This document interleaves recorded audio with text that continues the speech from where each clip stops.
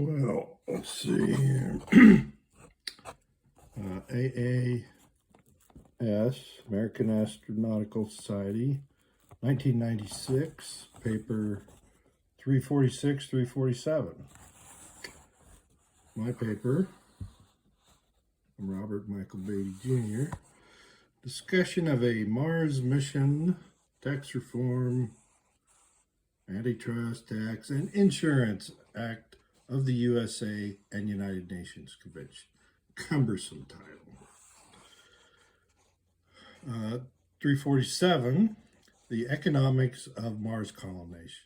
Much cleaner. Robert M. Zubrin abstract. Our names are right next to each other. We met. I don't know if he'd remember. We talked, and I met actually most of these people. Biology and the planetary engineering of Mars. Here, Carol Stoker, genius. 96, 348, the next paper, Programmatics and Philosophy, Ground Rules, Stoker. Why are there no showstoppers for going to Mars? Penelope J. Boston, another genius. Here's a good one. 96, 351, non-governmental approach to human presence on Mars, or how are we going to pay for this? Victoria P. Friedensson. Another one by Stoker. Another one by Zubrin. Christopher P. McKay, another genius. Good people. Space nuclear power, costly policy problems in the exploration of Mars. There's just an awful lot here. And this is just one volume. These are technical papers. The Case for Mars 6, Making Mars an Affordable Destination. Kelly was the editor. American Astronautical Society, very good people did this.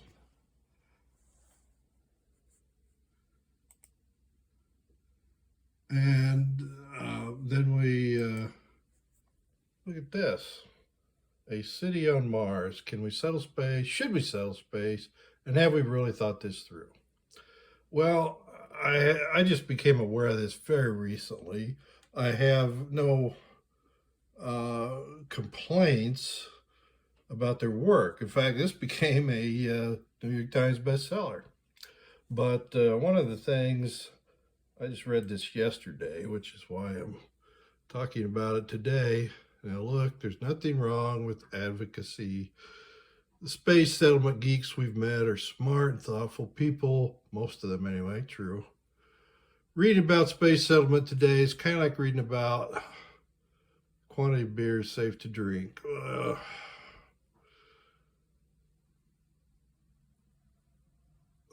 They leave things out. One of the most prominent books on space settlement, The Case for Mars, Zubrin's book. It's over 400 pages long, including obscure historical information on Mars conferences of the 1980s. Never once mentions the existence of international space law, of the 5 decades of legal precedent that will dictate the political nature and geopolitical consequences of any Mars future. Well, that was discussed extensively at these conferences. These authors of A City on Mars, I guess they have not read the primary source material. And a lot of things that were discussed to exhaustion late at night just didn't make it into print.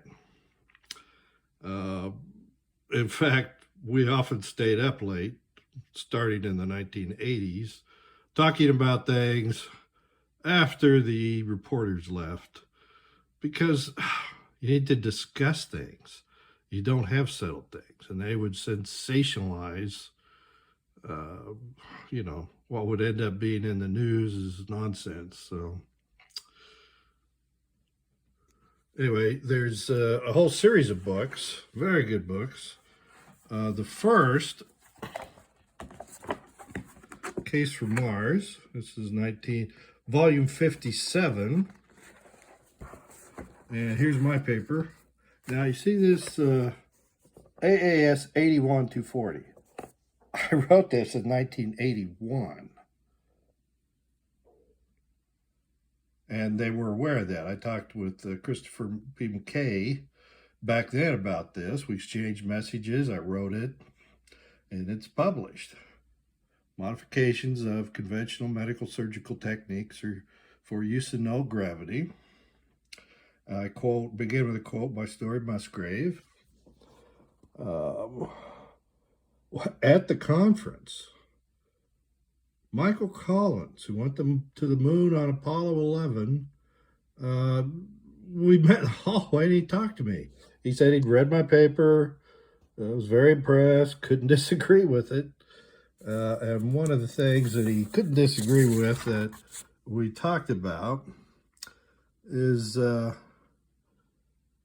well, astronauts disguise problems. They don't want people to know they're having trouble. And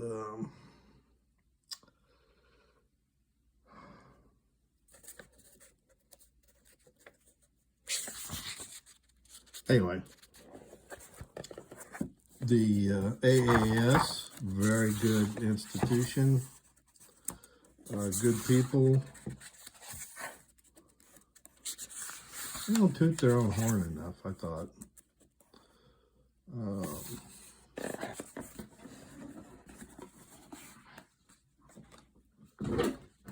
Case for Mars 2, AAS 62.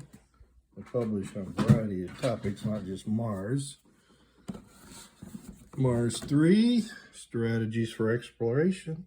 I had quite a few papers in this series, but I will agree one thing. I stopped going in part. People were, many people, not all of them, a little unrealistic. So here's my 96 paper. Discussion of Mars mission, tort reform, antitrust. I was practicing antitrust law back then.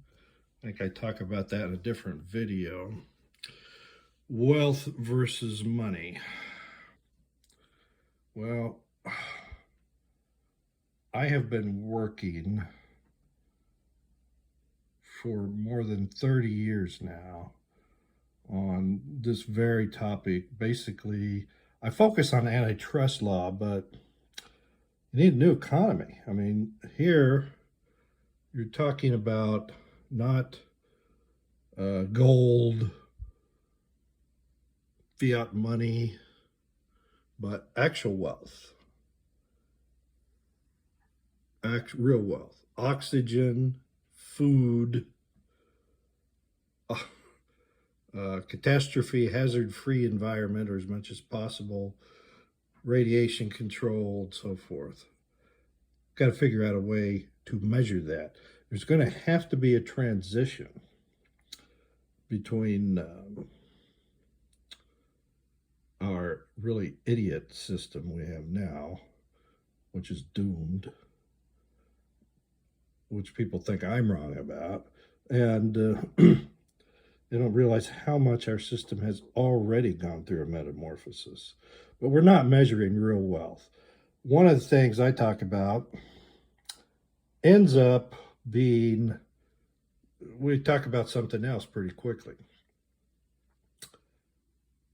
You know, I'll have to do another video on that. But here's my paper, and it's just followed by an abstract by Zubrin.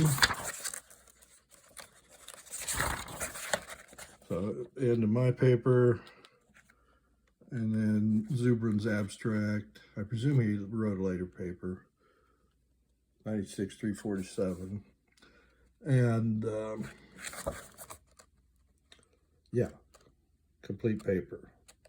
Signed Economic Viability of Mars Colonization, Journal of the British Interplanetary Society. So I've been involved in this kind of thing for 4 decades. More than that, because my 81 paper, I completed it in 81. I had, back then, you know, I was a firefighter, EMT, and then went to law school. Now, here's a later paper, 84, 189, Death in Space.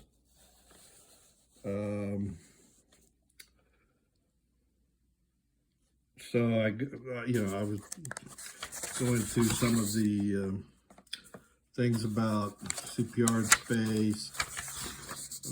Got one of my other papers, Fire Protection for Martian Colony. I don't remember which book that's in. I'll do a separate video about that. But interesting topic. A lot of people have worked on it for a lot of decades.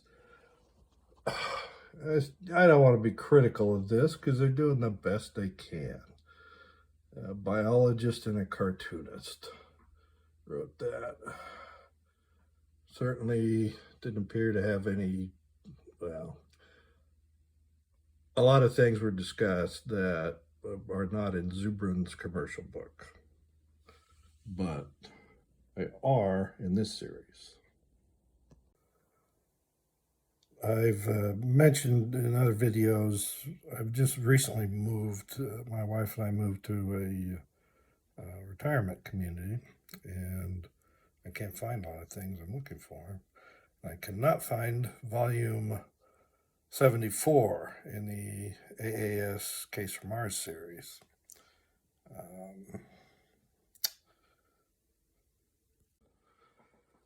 This, see, this is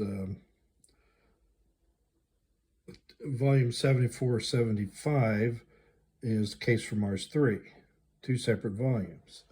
So my paper, Beatty Arm Jr., AAS 87-218, volume 74, page 595. That's in volume 74, which I can't find. Fire Protection for a Martian Colony. I think that's a pretty interesting topic, and of course, wrote that back in 87. But can't find it. And I will talk about that if and when I find it. Might be able to just purchase another copy, I guess, but we'll see. I've got it around somewhere.